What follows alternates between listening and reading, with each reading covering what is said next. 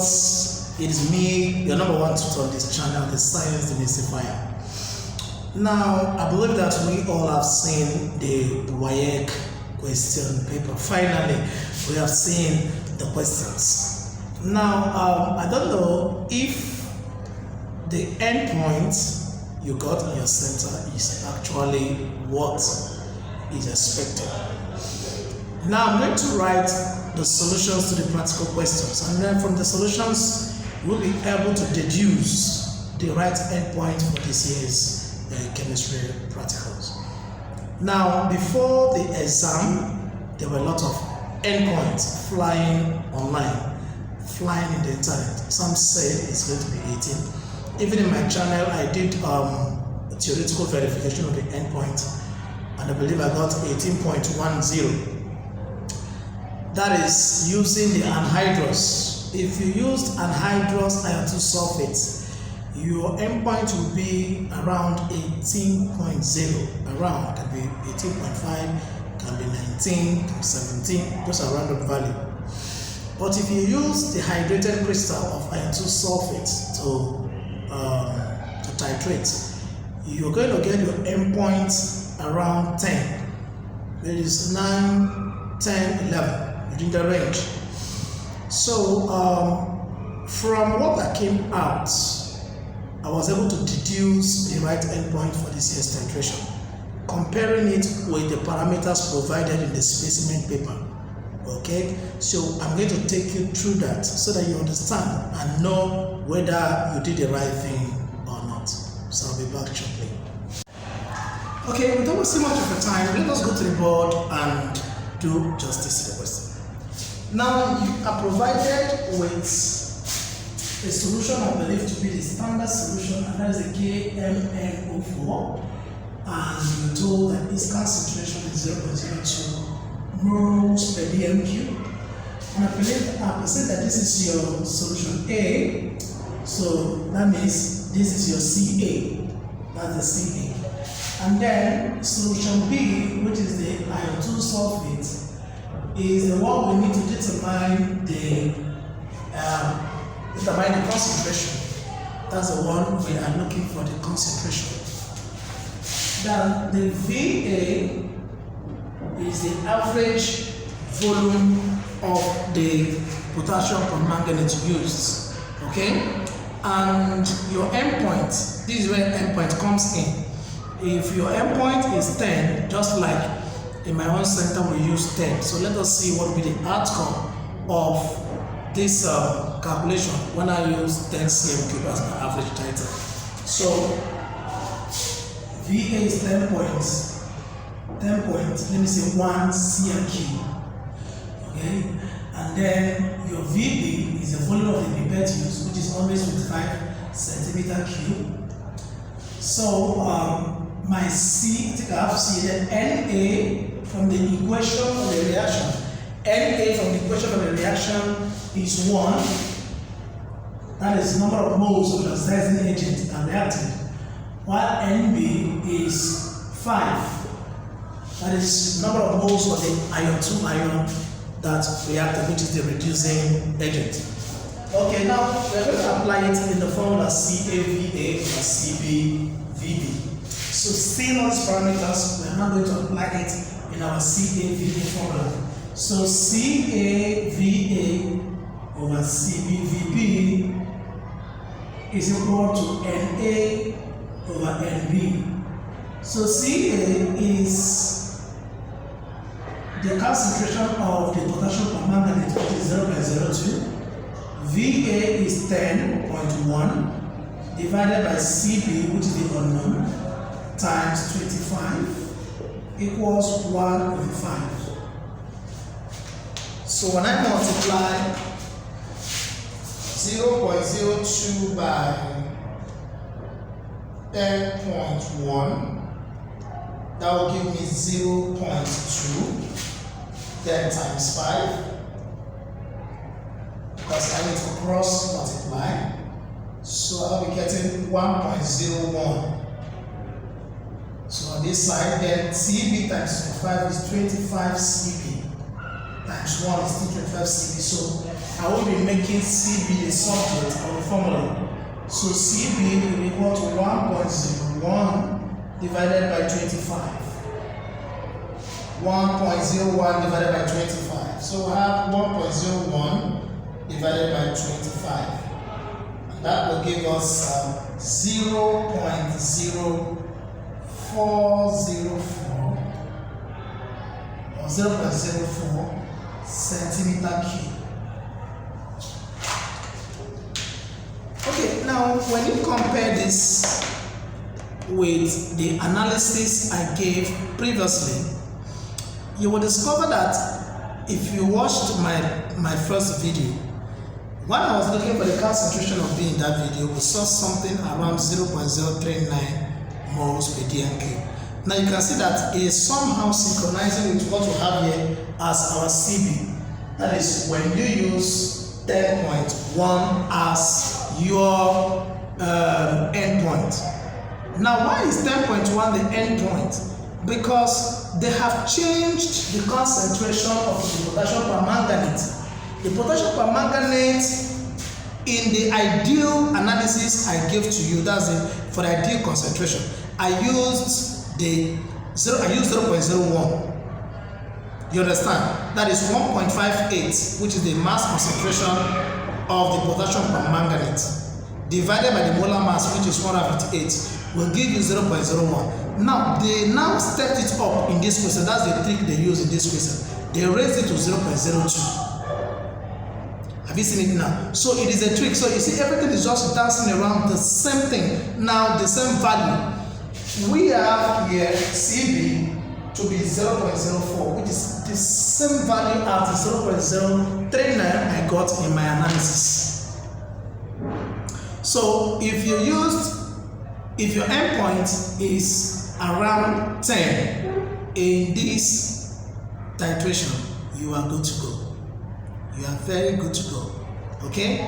So the next question we're going to look at is the one that says we should find the mass concentration of solution B.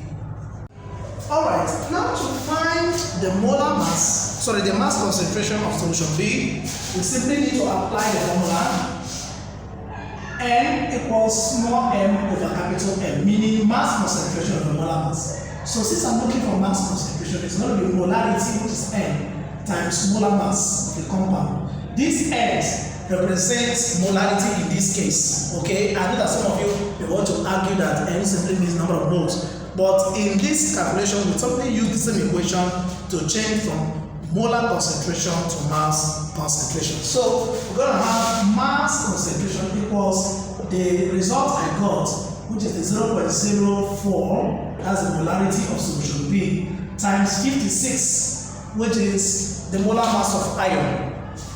So when you multiply 0.04 by 56, 0.04 by 56, that will give you 2.24. 2.24. So you're going to have 2.4 gram per dm cube. So this is what the mass concentration of solution B should be like.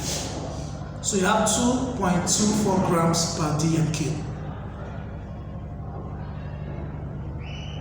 Alright, so before I go to question number 3, which says we should find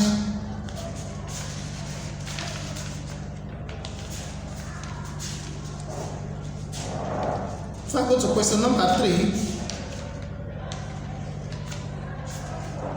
now if you look at this question, you actually discover that it is somehow, in line with what we discussed earlier. Remember that in the ideal concentration, in the ideal analysis I gave, where I told you that the mass given, the mass concentration of solution B given is 5.5 gram per dm cube, and now here we are getting 2.24 gram per dm cube as a mass concentration of solution B. Now you may ask why the mass changed from 5.5 gram per dm cube now to 2.24. The reason is simply because they alter also the concentration of the potassium permanganate. It's no longer 0.01. So if the mass concentration of the potassium permanganate is no longer 0.01, automatically it's going to also affect the mass concentration of solution B. Okay, so that is the trick they used in the question. Now question number 3, to answer question number 3, I think we simply need to use the result we got here, that is the mass concentration, because the question says, question number 3 says, find that's III, says find the mass of ion 2 ion in 250 cm cube of B. Find the mass of ion 2 ion, mass of Fe 2 plus in 250 cm cube of the solution. Okay, in this case, remember that our mass here, which is 2.24, is already in 1000 cm cube. Our mass here is already in 1000 cm cube. So, therefore, x grams of it will be in 250. So you now cross multiply. So we now have that 1000x is equal to 250 times 2.24. And then x will be equal to 250 times 2.24 divided by 1000. So when you do so, you will be getting 250 times 2.24 divided by 1000. Divided by 1000. That will be giving us 0.56. 0.56 grams. So we have 0.56 grams of the ferrous ion in 250 cm cube of the solution. And now the third part of the question, the fourth part now of the question, says we should find the percentage of the ion 2 ion in the granule. Now that is where the information provided in the first part. Just look at the second paragraph of question 1, where you are given that solution B is a solution containing ion 2 ion obtained by dissolving 3.8 grams of ion granules in 250 cm cube of the solution. Now the mass 3.8 here is not the standard mass because it is not in 1000 cm cube. So we are going to standardize that mass. We are going to standardize that mass by saying if 3.8 grams of the salt is in 250 cm cube of the solution, therefore x grams of it will be in 1000 cm cube of the solution. So at this point we need to cross multiply. So what cross multiply, we have in 250x is equal to 3.8 times 1000. So that x is equal to 3.8 times 1000 divided by 250. So divided by 250, simply run this. That's 3.8 times 4. 3.8 times 4. So 3.8 times 4. 3.8 times 4 will give us 15.2. Will give us 15.2. So now this 15.2 represents the standard mass, that's in gram per dm cube, of the solution B that was actually dissolved, or that will be dissolved in 1000 cm cube of the solution. So from here, for us to calculate the percentage of iron in the compound, it's like the way they teach you to find the percentage of an element in a compound. So it will be mass of the element over the total mass of the compound times 100 over 1. The percentage composition of the ion in the ion 2 sulfate will be mass of ion divided by the molar mass of the iron sulfate times 100 over 1. Molar mass of iron divided. So in this case now we are using the mass, the reacting mass, which is the mass concentration we got in the question. So the mass concentration we got, remember, is 2.2, is it 2.4 or then about 2.24 or something like that. So I remember we got 0.04, multiplied it by 56 to get the mass concentration, of the iron 2 sulfate. So we got 2.24. So the 2.24 now is the mass of iron that reacted. Is like the reacting mass of iron. So the percentage of iron in that solution will be 2.25 divided by 15.2 times 100 over 1. That's the mass concentration of iron divided by the molar mass of the compound from where the iron is coming from. That's the mass, reacting mass of the compound where the iron is coming from. Then times 100 over 1. So when we multiply 2.24 by 100 and divide the result by 15.2, it will give us 14.7%.